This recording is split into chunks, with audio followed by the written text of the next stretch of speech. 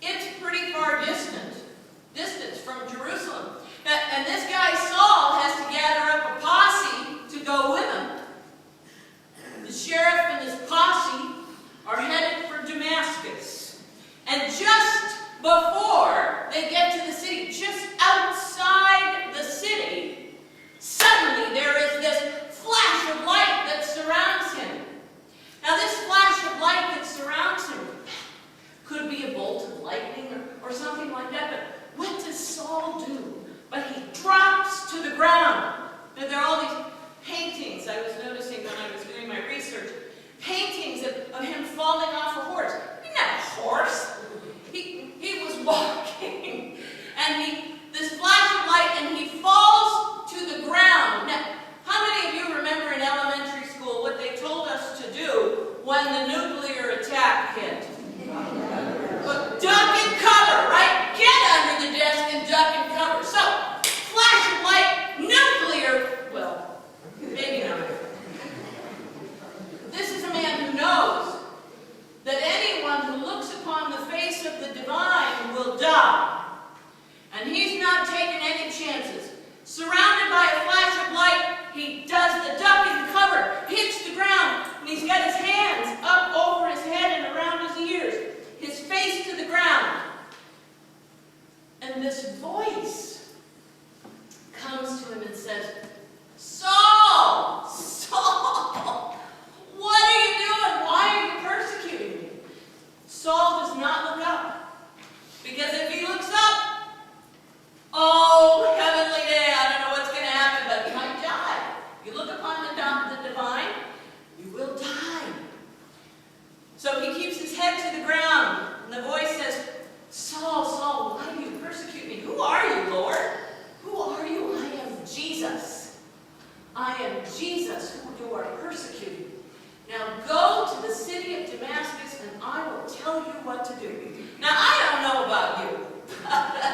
I've known some people who, the minute they heard something like that, would get even angrier. Be even more enraged. Dare somebody interfere with my mission? And I picture Saul being that person. When it's over, he gets up, he lifts his head when it's over, and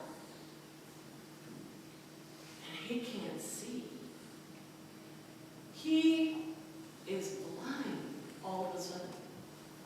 And I have this picture of all of his posse kind of standing around, looking at him, like this. They didn't drop and cover, they didn't see a flashing light. They heard a voice, but they didn't see anything.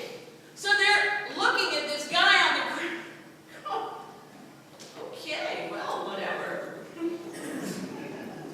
And they realize that he's blind. He can't see anything.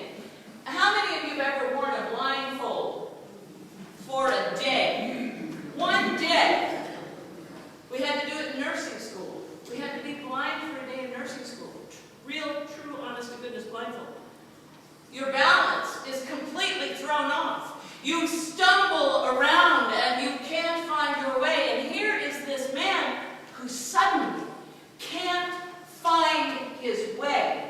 The leader of the posse has to be taken by the hand now and led into Damascus. The man with the papers, the man with the warrants to arrest all of those horrible followers of Jesus, has to sneak in to Damascus.